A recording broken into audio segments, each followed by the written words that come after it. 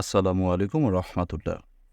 সুপ্রিয় অনার্স দ্বিতীয় বর্ষ এবং বিভিন্ন বর্ষের ইমপ্রুভমেন্ট শিক্ষার্থীরা, স্বাগত জানাচ্ছি Arif's English care YouTube channel এবং ফেসবুক পেজে।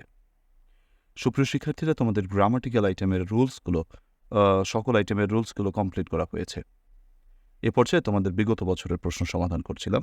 আর জাতীয় বিশ্ববিদ্যালয়ের শিক্ষার্থী হয়ে তুমি বিগত বছরের প্রশ্ন সমাধান না করে পরীক্ষার হলে যাওয়াটা মোটামুটি অনুচিত মনে করি। আমরা অলরেডি কয়েকটি আইটেম কমপ্লিট করেছি, যেমন sentence correction, WS question, right form of ভার্বসের 2005 থেকে 2008 সালের প্রশ্ন আমরা শেষ করেছি। এ পর্যায়ে আমরা আর্টিকেলের 2005 থেকে 2008 সালের প্রশ্ন সমাধান করব। সুপ্রিয় শিক্ষার্থীরা, তোমাদের সামগ্রিক কোর্সটি আমি আলোচনা করছি আমার সুপার শর্ট বুস্টার সাজেশনস বই থেকে। এই বইটি সংগ্রহ করলে তোমার আর কোনো এইটি সংগ্রহ করে পড়লে তোমার আর কোনো টেনশন নেই, কারণ এখান থেকে কমনের নিশ্চয়তা রয়েছে। আর এই বইটি তোমার পড়লে তোমার পাস নিয়ে আর কোনো টেনশন করতে হবে না ইনশাআল্লাহ।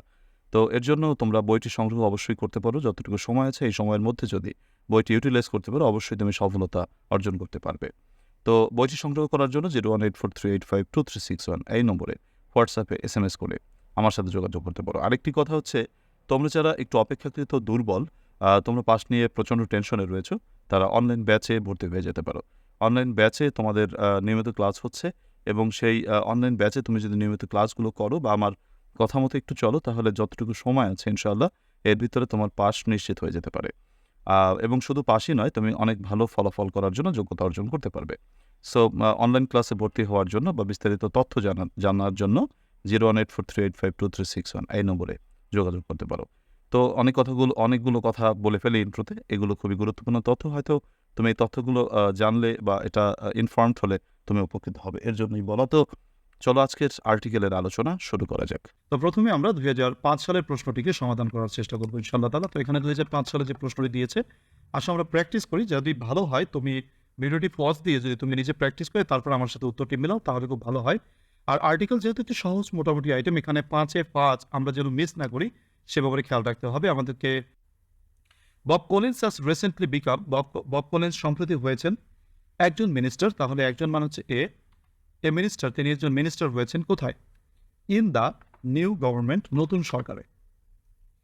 তিনি ছিলেন একজন মানে হচ্ছে মানে আর্টিকেল করার জন্য খুব সহজ একটা ব্যাপার মনে রাখলেই হয়, সেটা হচ্ছে তোমার এক অথবা একটি অর্থে টিটা খানাকানি অর্থে দি, শেষ। তুমি দেখো, প্রথমটায় বলেছি একজন মিনিস্টার, তাহলে একজন অর্থে কিন্তু কি বলছে? ইন দ্য নিউ গভর্নমেন্ট, নতুন সরকারটিতে, তাহলে টি নির্দিষ্ট। তিনি ছিলেন একজন ফুটবল খেলোয়াড়। He is suppose to be the, এটা সূত্র আমরা জানি যে সুপারলেটিভ ডিগ্রিকে সবসময় দি বসে, তার জন্য এখানে দি বসবে। হি বিকেম, তিনি হয়েছিলেন ড্যাশ মেম্বার অফ পার্লামেন্ট, একজন পার্লামেন্ট সদস্য ছিলেন, একজন, তো একজন অর্থে এখানে বসবে। এখানে বিকেম কথাটা আমার লেখা উচিত, বিকেম। আচ্ছা, তাহলে আমরা আসলে শূন্যস্থান পূরণ করি। সেটাকে বলেছি he was a professional footballer in the 1960s। তারপর বলেছি he is suppose to be the most skillful player of his generation. তারপরটা বলেছি he became a member of parliament in 1990। তিনি 1990 সালে একজন মেম্বার অফ পার্লামেন্ট হয়েছিলেন, এমপি হয়েছিলেন, মানে একজন হয়েছিলেন। তুমি যদি এখানে ভুলে দাও, তাহলে অর্থটা হবে তিনিই ছিলেন একমাত্র মেম্বার অফ পার্লামেন্ট। সেটা কি কখনো হয়? নিশ্চয়ই হয় না। তার মানে দি বসানো যাবে না। দি বসালে একজন নির্দিষ্ট বুঝাবে, তিনিই একজন, আর কেউ নেই। কিন্তু তুমি যদি বসাও তাহলে অনির্দিষ্ট বুঝাবে, অনেকের মধ্যে একজন। So he became a member of parliament in 1990। আশা করি তোমরা বুঝতে পেরেছো। 2006 সালে যে প্রশ্নটি দিয়েছে, তোমরা একটু নিজ দায়িত্বে চেষ্টা করে নাও, পজ দিয়ে একটু চেষ্টা করে নাও, তাহলে তোমার দেখা যাক পাঁচে তুমি কত পাও, 5-এ 5 তুমি সিকিউর করতে পারছো কিনা। তাহলে ব্যাখ্যা করা যাক। Education is the backbone of a nation, শিক্ষা জাতির মেরুদণ্ড, অফ এ নেশন, একটি জাতির।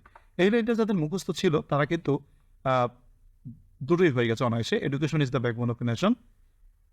নো নেশন ক্যান প্রসপার, কোনো জাতি উন্নতি করতে পারে না, কিপিং, রেখে। আচ্ছা, রেখে, কাদেরকে রেখে? A large section of our population, তার জনসংখ্যার বিশাল অংশকে রেখে।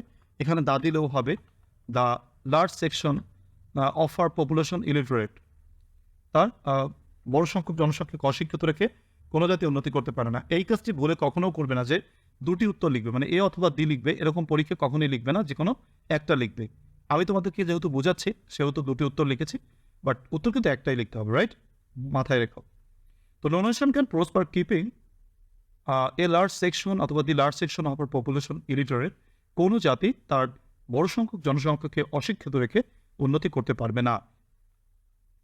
Primary education forms dash base of, তোমাদেরকে একটি টেকনিক বলেছিলাম যে ডান পাশে যখন অফ থাকে বাম পাশে দি বসে, দেখো এখানে অফ রয়েছে, সো অফ থাকলে কিন্তু দি বসে, তো এখানেও কিন্তু তাই, অফ থাকলে কিন্তু বাম পাশে দি বসে, এখানে কিন্তু অফ ছিল তার জন্য দি বসছে।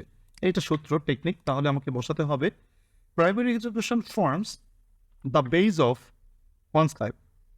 প্রাথমিক শিক্ষা একজন মানুষের ভিত্তি তৈরি করে। একটি শিক্ষিত জাতি, তাহলে অ্যান, এই বিষয়টা খেয়াল রাখবে। দেখো এই শূন্যস্থানটা কিন্তু অবশ্যই প্রথমে, রাইট? প্রথমে থাকার কারণে তোমাকে কিন্তু বড় হাতের অক্ষর লিখতে হবে, রাইট? তো an educated citizen can read books, news paper etcetera. পরীক্ষায় শুধু এরকম উত্তরটি উঠাবে, পুরোটা উঠানোর দরকার নেই। তবে যদি পরীক্ষা দেখো যে তোমার এই যে তোমার যে এ, ধরো এ দেওয়া থাকলো না, বি দেওয়া থাকলো না, একবার এরকম আসছিল পরীক্ষায়, একবার একটা সালের প্রশ্ন আসছিল, তো এরকম যদি থাকে তাহলে তুমি পুরোটা উঠাইতে হবে, যদি এবিসিডি না থাকে। আর যদি এ বি সি ডি তোমার থাকে তাহলে শুধু উত্তরটি লিখলেই হবে। এর পরের প্রশ্নটি আমরা যদি দেখি 2007 সালের প্রশ্নটি, দেখো তোমরা চেষ্টা করে তোমাদের কতটা হয়, এরপর আমার সাথে আনসারটা মিলাও, ব্যাখ্যা সহকারে আমি যখন বলে দিব ইনশাল্লাহ। প্রথম প্রশ্ন রয়েছে এভরিবডি নোজ দ্যাট, সবাই জানে যে সিনসিয়ারিটি ইজ দ্য কি টু সাকসেস। একজন ব্যক্তি, তাহলে আ person can prosper in life, একজন ব্যক্তি জীবন উন্নতি করতে পারেন বাই ডুইং হার্ড লেবার, কঠোর পরিশ্রম করে। The man who does not follow dash rules of, দেখো এখানে অফ আছে, রাইট? লব যদি আছে তাহলে এখানে দি বসবে, এটা বোঝাই যাচ্ছে, তার জন্য দা। Follow the rules of health, যে ব্যক্তি আন্তরিকতার নিয়ম মেনে চলেন, can go a long way, দীর্ঘ পথ অতিক্রম করতে পারেন, ইন দিস ওয়ার্ল্ড, এই পৃথিবীতে। আচ্ছা, দেয়ার, এখানে lots of example of this, অর্থাৎ এখানে রয়েছে, তো এখানে দেয়ার উপর একটা আর বসা উচিত ছিল, ওদের আমি টাইপিং মিস্টেক করেছি। There are lot of examples of this, তাহলে এখানে যদিও আমরা দেখতে পাচ্ছি যে অফ রয়েছে কিন্তু দি বসে নাই, রাইট? তো এর জন্য তোমাদের কিন্তু রুল নম্বর দেখবে যে এ অথবা অ্যানের ব্যবহার আমি যখন তোমাদের পড়াইছিলাম সূত্রে, তখন লিখেছিলাম কিছু নির্দিষ্ট ফ্রেজ, এই কথাটি মনে রেখো শিরোনামে, যেখানে কিছু কিছু ক্ষেত্রে অফ থাকলেও দি বসে না, এ বসে বা অ্যান বসে, সেটা একটু মুখস্থ করে নেবে। তার ভিতরে এ লট অফ একটি, ওকে, তাহলে হয়ে গেল। আশা করি তোমার 5টাই হয়েছে।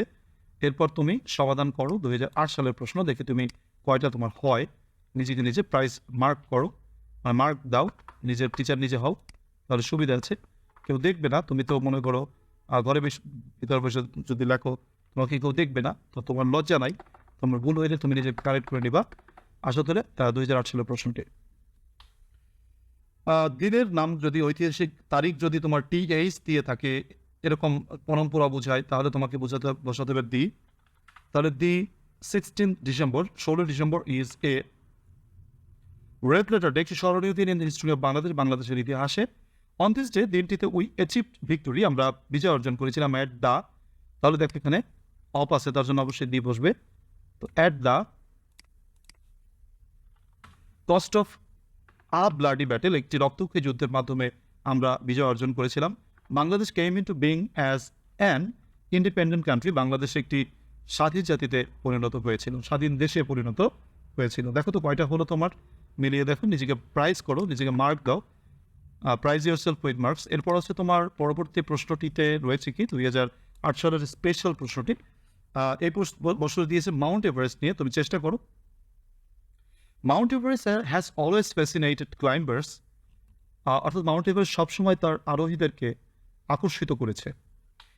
এটা অবস্থিত in dash Himalayan mountains, Himalaya পর্বতের অবস্থিত, তো মাউন্টেনটাকে দি বসে। ইট ইজ ড্যাশ হাইয়েস্ট, দি বসবে, কারণ সুপারলেটিভ ডিগ্রিকে সবসময় দি বসে। It is the highest mountain, এটা হচ্ছে সর্বোচ্চ মাউন্টেন ইন ড্যাশ ওয়ার্ল্ড, পৃথিবীর আগে সবসময় দা বসে, তো ইন দ্য ওয়ার্ল্ড, পৃথিবীতে। ইট ওয়াজ নেমড আফটার, এর নামকরণ করা হয়েছিল একজন ইংলিশ ম্যানের নাম অনুসারে। তাহলে অ্যান ইংলিশ ম্যান, একজন ইংরেজদের নাম অনুসারে, জর্জ এভারেস্ট, যার নাম ছিল জর্জ এভারেস্ট।